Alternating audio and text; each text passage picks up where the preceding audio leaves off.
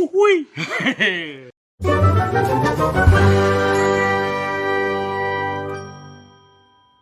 Oke. Nah, ini sebelum kita ngebahas, kita bakar ya, kita coba bakar duponya, coba kita ukur dulu. Ini yang panjang 28 cm. Jadi memang dia lebih gede ya.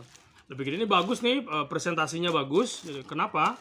Karena beliau mau berusaha membuat yang pendek begitu. Mungkin ada yang versi yang panjang, saya juga nggak lihat ya. Jadi yang saya tahu ini yang versi pendek ini cukup bagus presentasinya. Kenapa? Dikurangi aja itu bahannya dari 1 kilo, orang udah menganggap ini udah cukup banyak gitu. Udah cukup worth it lah gitu untuk dibeli ya kan ya. Asik ya. Terus ini saya cukup menggelitik. Nah tadi kan di awal kan saya udah ceritain tuh yang cukup menggelitik saya, yang seperti kayak TTS tuh kalau waktu saya kecil baca koran ya kan. Sekarang saya nggak baca koran, saya baca ya udah media sosial udah kemana-mana. Oke. Balik sini. Ya, ini katanya asli 100%. Oh iya, ini asli dupa memang bentuknya. Mungkin bahannya mungkin ya. Asli 100%. Oh, ini coba kita lihat nih ya. Komposisi ada cendana katanya. Wah, ini memang perpaduannya asik nih ya. Jadi kalau ada cendananya itu dia memang bahan kayu-kayuan itu tuh persis seperti kayak saya bilang intinya ya, core-nya, menu utamanya. Kalau kita di hidangan tuh menu utamanya yang asiknya itu tuh dia ada cendananya. Walaupun memang digedein tulisannya tuh, yang gede tuh menyan madu ya. Ada majegaunya ya. Bahan Dubali, bahan Astanggi. Nah, jadi saya coba tanya-tanya nih ke banyak referensi nih, bahan Astanggi itu apa gitu. Sampai kalau saya tulis di Google, tulis saya Astanggi, keluarnya pasti merek-mereknya Dubali semua, ya kan? Astanggi. Jadi Astanggi itu istilah internal aja ya, istilah internalnya dari Dubali ya. Astanggi. Jadi Astanggi itu sendiri juga apaan tuh? Jadi nggak begitu paham juga beberapa referensi yang saya miliki tuh belum ada itu. Boleh sih bikin istilah sendiri, kayak saya kan, saya bikin istilah sendiri untuk para peracik aroma, itu namanya aromaker. Boleh aja itu dibuka di KKBI, makan nggak ada, buka di mana aja nggak ada, kita punya istilah sendiri, sedap ya kan. Ini nih Dubali ini gokil ini ya, pionir ya, dia bikin kata-kata Astanggi ini sesuatu yang memang membuat orang penisirin. Atau kita coba bikin cucokmologi, kita cocok-cocokin aja gitu. Kan sekarang begitu ya kan, trennya media-media tuh kan selalu ngecocok-nyocokin gitu lah. Kalau nggak pas ya sudah gitu kan. Kalau ada nggak pas lagi, misalnya ada yang protes, ya minta maaf gitu. Lebih bagus minta maaf daripada minta izin. Kok parah. Jangan ditiru. Ini saya cuma hanya mengungkapkan apa yang sedang saya lihat, kejadian-kejadian yang ada di kehidupan kita ya. Sudah mulai kayak menurun ya. Ya namanya etika tuh sudah mulai menurun. Tapi kalau bisa kita jaga ya etika kita. Ya kulunun dulu lah kan, minta izin dulu gitu kalau kita mau nyocok-nyocokin. Ini saya juga kulunun dulu nih kan, walaupun memang secara satu arah ya Pak Jero. Ampura nih kalau misalnya salah, ampura, ajarin tiang malih. Ajarin saya lagi kalau saya salah. Ini saya justru nih cuap-cuap begini nih sebenarnya membuka pintu selebar-lebarnya bagi teman-teman yang mau mengkritik saya, yang mau memberikan masukan positif apa sajalah yang sifatnya membangun saya. Sedap deh. Jadi kalau kita mau coba ngomong cocokmologi nih, bahan Astanggi itu jangan-jangan ngambilnya dari bahasa Melayu kuno. Di zaman Melayu itu ada namanya istilah Astanggi ya, dan itu selalu udah turun banget tuh, udah turun temurun masih dipakai tuh sampai sekarang. Jadi kalau kita lihat aja, kita runut di KKBI itu ada Astanggi, itu adalah kemenyan wangi ya, bahan-bahan wangi yang dibakar bentukan kemenyan begitu kan. Nah itu tuh. Nah jadi memang dari dulu kan orang sudah pakai tuh yang namanya kemenyan itu untuk kayak purifier. Jadi memang untuk membersihkan alam ya, membersihkan lingkungan, sehingga itu bisa mensupport kita dalam melakukan ritual. Jadi kita memang perlu tenang. Bagaimana sih rasanya kita bisa tenang ya kalau kita lagi meditasi, itu ada lalat kemana-mana gitu kan, tiung gitu kan. Tapi kalau kita bakar, lalat itu sebenarnya bukannya hama juga sih ya. Jadi memang sesuatu yang ada di dunia ini, di alam semesta ini, tidak ada yang tidak ada gunanya. Jadi lalat itu sebagai pengingat kita aja bahwa sekitar kita belum pure gitu. Jadi kita harus memang membersihkannya. Begitu juga kan emang lalat kan memang suka berada di tempat-tempat yang kotor kan. Apakah itu menurut kita itu sepertinya jijik dari pandangan kita? Tadi pandangan dia enggak kok. Dia menurut dia cukup santuy aja tuh di tempat yang kotor begitu kan. Jadi segala sesuatu itu tergantung persepsinya kita. Kembali tadi di awal persepsi kita. Persepsi kita luas jadi kita bisa lakukan lebih legowo untuk menjalankan apa yang sebaiknya kita lakukan. Itu dia tuh. Kembali lagi nih ke dupa. Jadi jangan-jangan nih astanggi itu diambil dari setanggi ya. Setanggi itu ya kemenyan dibakar wangi. Jadi sebenarnya saya yang penasaran. Ini dari tadi kok ngoceh terus nih. Kapan mencobanya nih membakar dupa sari menyan?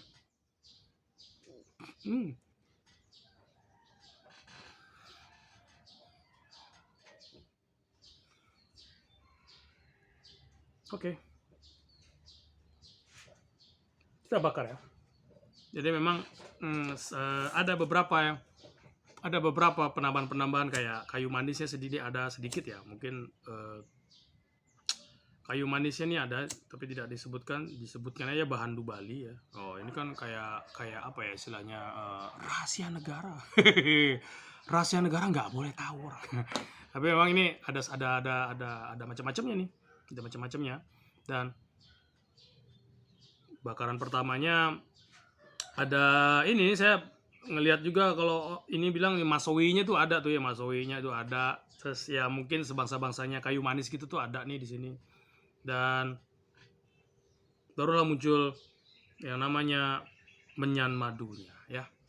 Nah, ini nih menyan madu ini sebenarnya kalau kita ngomong lagi sejarahnya nggak ada yang namanya menyan madu, beneran nggak ada. Jadi kalaupun memang ada teman-teman yang bisa mengklaim bahwa itu adalah alami, saya membelinya sudah memang bungkulan yang kayak gitu loh, batu-batu begitu ya. Nanti saya akan tunjukkan tuh. Nggak ada tuh menyan madu, men. Beneran, percaya sama saya. Jadi ini nih kalau kita ngomong prosesnya ya, proses menyan itu ya. Kemenyan itu disadap ya, persis kayak kita mau nyadap karet ya kan. Getahnya itu yang kita cari. Kemudian itu kita suling ya. Suling dia muncul minyak sulingannya itu bisa disuling berkali-kali ya. Jadi tergantung ini nih mau yang grade berapa nih. Grade yang pertama tentu dari sulingan yang pertama. Nah, jadi resin itu tuh disuling lagi, ada muncul resin disuling lagi. Nah, di tengah-tengah proses itu ada satu orang yang cukup kreatif kayak saya. Dia tambahkanlah itu madu ya kan. Madu pun juga bukan madu asli. Tadinya tuh memang mungkin ya, saya juga nggak paham ya, karena saya juga nggak begitu kenal sama orang yang kreatif itu. Madunya asli, cuma karena memang seiring berjalannya waktu di Nusantara ini, mungkin saya taunya di Nusantara, mungkin jangan-jangan semua pasar begitu ya. Ada beberapa pasar-pasar yang kita golongkan red ocean itu ada anomali, semakin laku barang itu harganya turun. Jadi mungkin menyan madu pas ditetesin kan, jadi udah ada orang nyuling sulingan ke berapa biar bisa lebih murah, dikasihin madu ya, dikasihin mungkin essence madu, sesuatu yang aroma madu gitu dia masukkan di situ, ya dia kan mengeras ya, memang kesannya jadi asli. Padahal di situ ya ada namanya rekayasa, di situ ada engineering ya di situ. Asik, keren, ada teknologi di situ ya. Jadi ya dari tulisan asli 100% ini ya saya sih akui itu kejujuran. Kenapa? Ya karena belinya juga kan bongkahan, lu kan ini asli dong, ya kan? Emang ada yang palsu? Enggak. Jadi kita ngelihatnya dari kacamata mana dulu gitu kan. Tapi ini ya, kalaupun ini memang mungkin lah bukan 100% asli ya, kita ngomong 90% lah, 80% asli ya, 80% aslinya. Ya asli buatan Tuhan lah ya. Semuanya kan 100% asli buatan Tuhan. Tapi kita ngomong yang asli apa tidak, itu kan ada banyak perspektifnya orang ya. Ada sudut pandangnya melihat yang namanya asli, yang namanya herbal itu adalah di luar dari produk turunannya minyak bumi. Tapi kalau ada orang yang lihat, men, minyak bumi kan dari mana? Ada beberapa orang, kenapa sih dasar pemikirannya orang bilang, kenapa sih yang namanya golongan herbal pure murni itu tuh yang memang di luar dari turunannya minyak bumi, karena minyak bumi itu cukup cukup ini ya, cukup cukup cukup mengganggu banget itu dia, mengganggunya kalau dia ada di kita cium ya gitu, dia tuh kalau udah masuk nih ke paru-paru kita ya dia nggak bakalan bisa keluar cuy, ya kan. Lu ngomong detoksifikasi nggak bisa gitu loh, nggak bisa, dia lengket terus udah di sini. Terus kayak kita ngomong produk turunan itu tuh, turunan bumi itu apa, plastik ya, coba aja bakar plastik, cium tuh hasil bakaran plastik, kecium kan, oh ini ada bakaran plastik nih. Udah saat Anda mencium itu ada molekul yang nempel tuh di sini, molekul plastik tuh nggak bisa dikeluarin, udah nempel aja dia tuh di paru-paru, berteman dia bersama virus-virus yang lain yang kecil-kecil gitu aja. Jadi nih sepanjang saya bakar ini memang cukup tidak mengganggu, jadi memang enak lah ya kan, enak herbal itu ya. Jadi ini kalau saya bilang nih, yang menyan ini menyan kayak ini ada deh di bagian Sumatera sana, ada orang jual kayu kemenyan tuh kan, memang ada beberapa yang memang sudah tidak terpakai lagi ya, sudah nggak produktif lagi dia, jadi itu dipotong dan bagian kayunya, terutama bagian kulitnya itu yang dicari ya untuk dijadikan serbuk. Nah serbuk itu banyak dijadikan base-nya powder untuk membuat dupe kemenyan. Makanya dia bisa murah, kita tekan harga, dan memang ya harga menentukan kualitas memang ya. Jadi inilah aroma dari serbuk kulit kemenyan.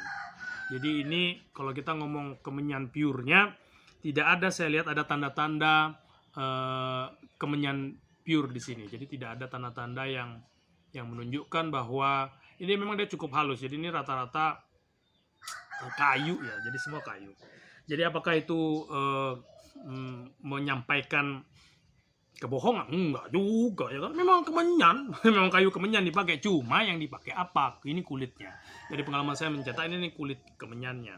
Dan mungkin kalau misalnya dibilang ini ada menyan madunya, beberapa porsi kecil itu ya, kalau kita ditarik lagi apakah itu menyan madu, memang ada yang menyan madu itu buatan, itu buatan manusia.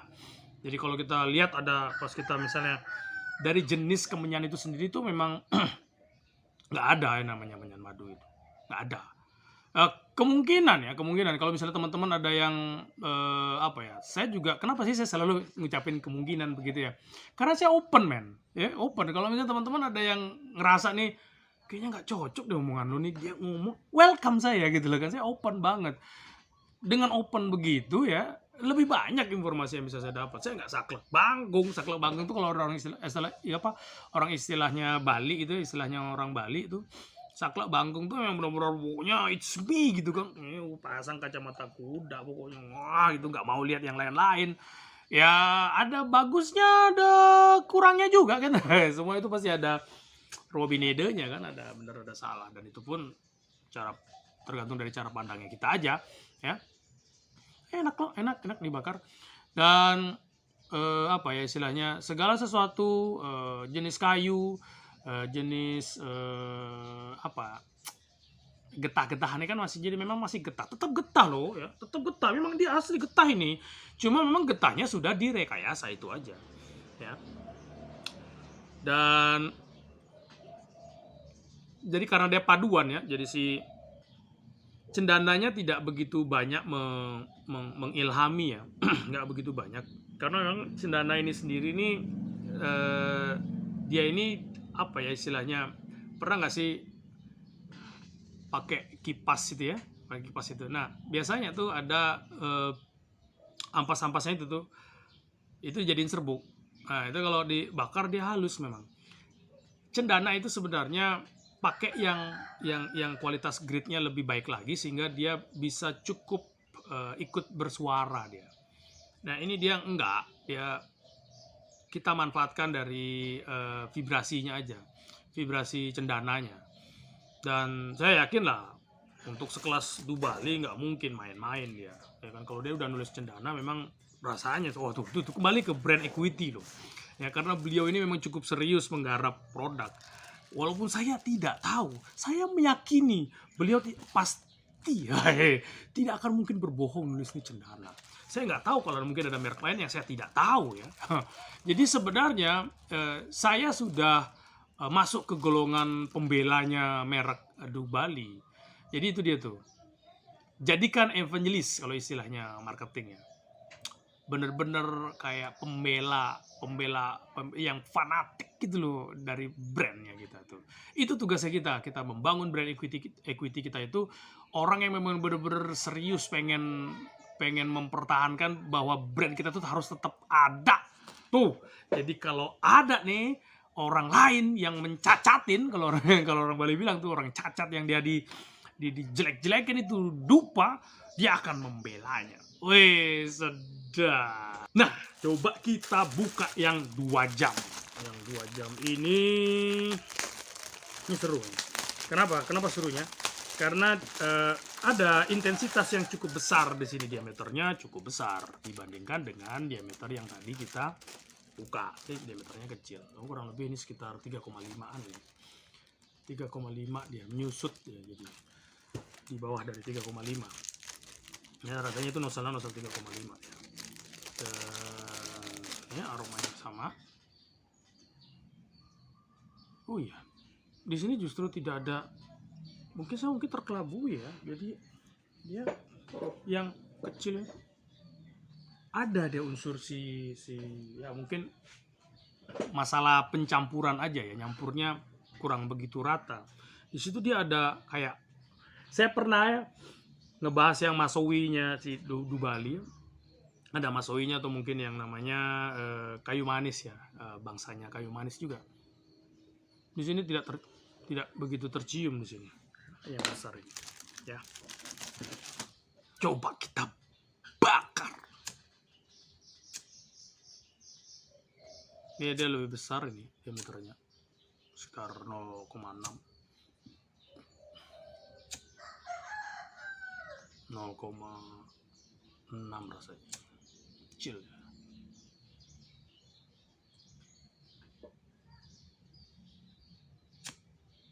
Enaknya ini nih saya untuk teman-teman yang pengen porsi nambah. Kalau di masakan Padang itu ada porsi nambah kan. Kan porsi, kalau kita porsi yang standar datangnya nasi itu kan yang cepluk begitu kan. Porsi nambah tuh double. Nah ini nih porsi nambah. Iya kan? Iya lah kan, kalau dibandingkan sama ini nih tuh, ini kan porsi nambah nih, porsi kenyang lah. Ini asik nih pokoknya ya. Ya kalau ini di rumah makan Minang juga ya namanya porsi bawa pulang, lebih banyak isinya. Ya ini masalah campuran sih, saya rasa campurannya sedikit berbeda dengan yang ini nih. Ya maksud saya bukan campuran yang berbeda komposisinya, enggak loh ya. Komposisinya kan sudah dimasukin ya, cuma ngaduknya ada yang nggak rata nih rasanya, nggak rata dia. Nggak, porsinya beda. Porsinya beda dia. Porsinya beda.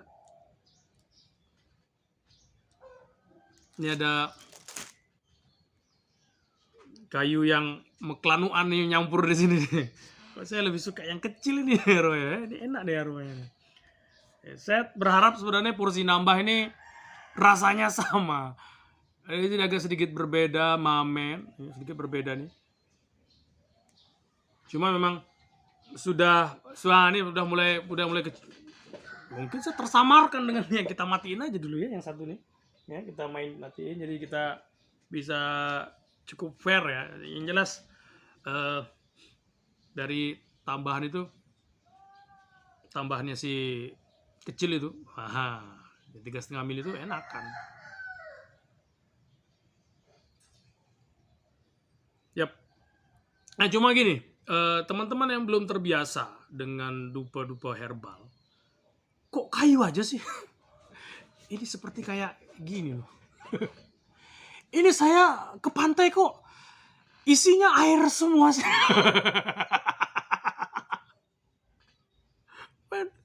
Di pantai itu yang kita lihat laut. Ada airnya lah. Apa sih? Ada yang bakar. Kayu aja nih. Ini kayunya. Kamu berharap apa? Parfum. Ini dia nih, bukan gimana ya, ini emak-emak nih biasanya begitu tuh. Kenanya tuh niatnya tuh pengen kritis, cuma kok jadi lucu. Sama kayak dia naik motor kan, sen kanan dia belok kiri. Pah. Tapi bisa hati-hati lu, kualat lu ngomongin emak-emak. Itu ibu kita. Ibu kita, jangan kau ejek, memang begitulah karakternya. Karakter makhluk sempurna, ya kan? Justru nih teman-teman yang ngomongin gender nih, laki-laki itu yang nggak perfect, man. Itu kakinya pincang kalau kita ngomong ini ya, apa gen ya, apa sih istilahnya, saya nggak begitu paham juga, namanya XY XX itu tuh. Nah tuh nih, yang pincang tuh kakinya ya si ini nih, si bibitnya laki-laki. Makanya susah banget tuh laki-laki tuh muncul di dunia ini. Oh, karena dia susah, dianggap dialah pemenang di dunia ini, ya kan, gender laki-laki menganggap dialah penguasa dunia. Karena memang gak jarang. Coba aja hitung berapa jumlah laki-laki, lebih banyak apa lebih sedikit jumlah laki-laki. Tapi udah gitu, udah sedikit, ngototan lagi. Karena badannya gede kan, fisik kuat ya. Tapi ini sih agak kurang ya kalau kita ngomong multi penggunaan apa ya, skill yang tinggi itu lebih banyak wanita yang memang bisa menguasai. Ya, jadi memang agak unik ya kita melihat memang sesuatu yang keseharian kita memang cukup unik ya, ibu-ibu itu, emak-emak, kaum emak-emak itu memang agak-agak unik, tapi harus terima. Jadi Anda salah pun ya Anda harus tetap minta maaf.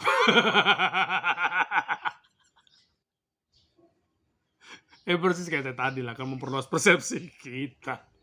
Anda salah pun Anda tetap minta maaf. Karena itu apa? Kita melepaskan beban energi negatif kita. Men, curhat pagi-pagi, coy. Tapi nggak apa-apa, kan jadi langgeng hubungan kita, ya gak sih? Apakah dalam hubungan kita, dalam hubungan kita berkeluarga itu kita membutuhkan menang kalah? Tidak. Yang kita butuhkan apa? Kedamaian. Apakah Anda benar? Anda salah? Anda tetap minta maaf. That's cool. Oke. Ya ini baru kelihatan, ini baru kecium dia nih, baru kecium si kemenyan kayu, kemenyan yang dijadikan serbuk, kulit kemenyan yang dijadikan serbuk. Saya tahu ini juga karena memang saya pengalaman juga sih ngolah serbuk kemenyan ya, ngolah ini, dan kemungkinan sudah ditambah juga dengan getah-getah, cuma getah ini masih kurang nendang. Getah-getahnya yang dimasukkan di yang istilahnya ngomong menyan madu itu kurang nendang. Dan ya memang beginilah dia menyan ya. Menyannya memang halus, dan untuk beberapa teman-teman yang pengen tahu, yang penasaran, kan dari dulu di video-video saya sebelumnya saya selalu menyampaikan ini bukan kemenyan, ini damar, ini kopal, ini segala macam, saya ngomong ini. Yang menyan aslinya gimana sih? Nah, ini kalau ngomongin menyan, ini kategorinya grade yang masih yang biasa ya, grade biasa. Kenapa? Karena dia makainya masih serbuk kulit kayu kemenyan. Nah, ini sudah banyak sih ada di pasaran kok, orang kalau nyari. Untuk teman-teman yang para pembuat dupa pengen nyetak dupa kemenyan, ini bisa dipakai. Cuma memang dia jangan terlalu berharap banyak aromanya yang cukup nendang seperti kemenyan saat kita menyulingnya. Jangan terlalu berharap banyak di situ. Karena memang porsi dia mendapatkan jatahnya si getah itu memang sedikit, nyampenya untuk di bagian sisi luarnya itu sangat sedikit. Yang ada pasti di lesnya, di tengahnya itu memang cukup banyak. Gitu ya.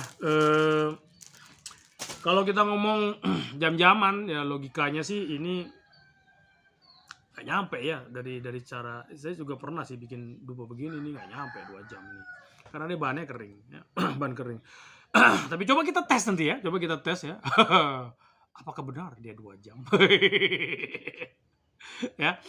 Oke, coba kita lihat nanti ya seperti apa ya. Tunggu besok. Tunggu besok.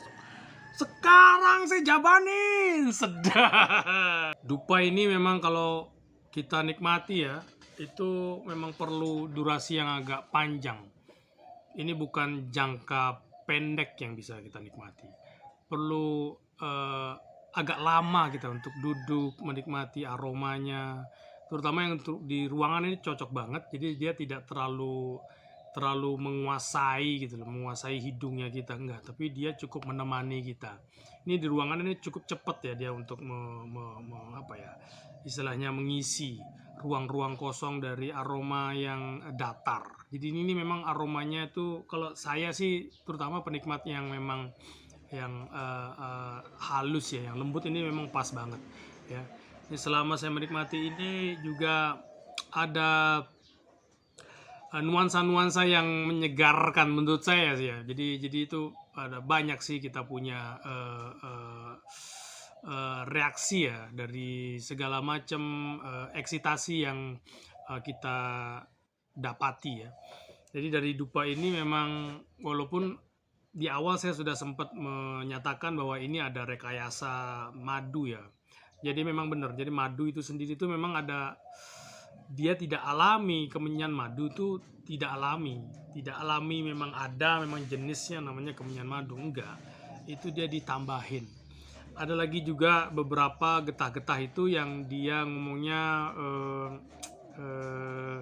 warnanya bisa agak kehitaman, ada merah segala macam, itu dia kasih ada pewarnanya di situ ya kan, dikasih pewarna yang memang secara alami ya kita lihatnya memang warnanya dia memang warna-warna kekuningan begitu, warna kekuningan, terus mungkin agak gelap sedikit.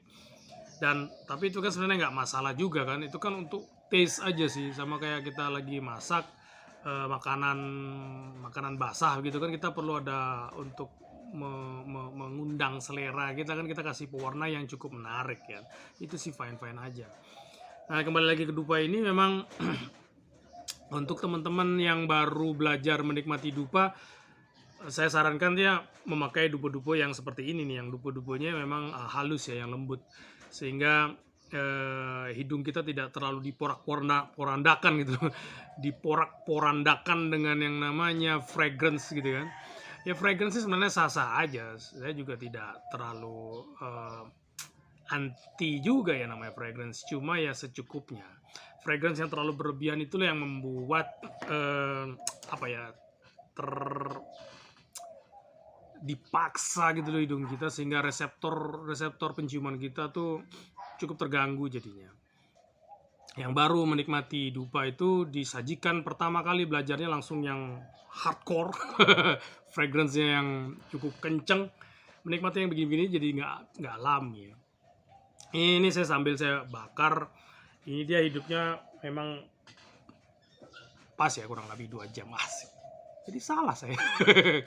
Ya, jadi saya mungkin ini jadi ada tambahannya si faktornya, ada resinnya di sini ya.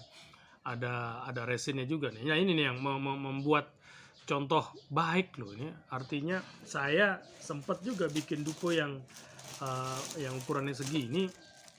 Nggak nyampe dia nggak nyampe 2 jam. Jadi ini racikannya asik nih, oke nih ya. Terbukti memang ada permainan resin juga nih di sini kan. Nah, resin tuh kita ngomong getah ya, ada permainan getah. Ada getahnya juga bisa dicampurkan di sini. Getah yang dia fungsinya sebagai penghambat, ya, penghambat lajunya pembakaran dupa. Nah, ini dia 2 jaman lebih ya, 2 jaman. Jadi ini flownya steady ya, kalau di tempat saya nggak terlalu kencang juga kayak di pantai. Mungkin kalau di pantai mungkin dia bisa kurang dari 2 jam, tapi dia cukup worth it menurut saya ya. Ini enak ya, enak. Dan itu dia tadi saya sarankan untuk teman-teman yang baru mencoba menggunakan dupa ya, untuk aromaterapi ya, untuk menemani kontemplasi ya, refleksi diri, meditasi gitu, sesuatu yang bahkan bengong itu tuh asik tuh, itu benar-benar kita istirahatkan pikiran kita. Dan apa ya, dengan istirahat pikiran itu nggak terlalu fatigue dia, nggak terlalu lelah dia. Sering-sering aja gunakan hati gitu, sehingga kita lebih gampang menata hati, lebih gampang kita berprasangka baik terhadap orang ya. Itu tuh asik banget tuh. Ya, guys, saya masih mau menikmati beberapa dupo lagi ya. Masih pengen masuk ke dimensi keheningannya saya. Udah begitu tuh. Ya, memang saya tahu lah dengan kan kita berusaha itu mencapai ketenangan kita, mencapai keheningan kita. Walaupun ada beberapa saat kita cukup reaktif, cukup belum bisa ya mengendalikan diri kita ya, tapi tetap kita adalah nakoda. Saat kapal itu melenceng, ya tugasnya kita adalah memperbaiki kembali kapal itu. Ya itulah namanya kesadaran. Self awareness itu penting sekali sehingga kita tidak terlalu jauh dari tujuan yang ingin kita capai. Menyimpang sedikit saja, perbaiki pelan-pelan. Kapal nih, kita berada di kapal, kita nakodanya, menyimpang sedikit saja, berapa derajat itu, hati-hati loh, kalau itu kita biarkan, padahal niatnya kita tadinya kita, biarin atau juga begini aja, enggak, ketidaksempurnaan yang kita alami itu, hendaknya kita review kembali diri kita, sehingga kita bisa sempurnakan, balikkan kembali dia, berada di jalurnya, nggak terlalu menyimpang jauh. Sekian. Well guys, terima kasih ya atas perhatiannya. Saya masih membutuhkan saran, komen, kritik apa saja yang sifatnya membangun. Terima kasih untuk teman-teman yang selalu support, yang komen, japri, yang langsung datang ke tempat saya. Kita kongko diskusi tentang dupa. Kita membicarakan bagaimana sih perkembangan dupa Nusantara. Yang kalau bisa sih dupa Nusantara itu ada dirasakan juga oleh dunia. Seluruh dunia tuh tahu tuh kalau Nusantara tuh memang aromanya cuy bargu cuy. Cuma selama ini mereka taunya ngambil bahannya dari sini. Kenapa enggak kita olah bahannya terus kita bawa ke mereka gitu kan. Jadi value-nya bisa kita edit gitu ya. Ada penambahan value di situ. Nah, orang yang bisa menambahkan value itu akan mendapatkan keuntungan. Untuk teman-teman yang celang yang bisa ngelihat ini adalah sebuah peluang, ayo hubungi saya, kita kontak, kita diskusi lebih lanjut mengenai perkembangan dupa Nusantara. Well guys, saya rasa gitu aja ya. Saya Inyoman Mahabudi. Ketau!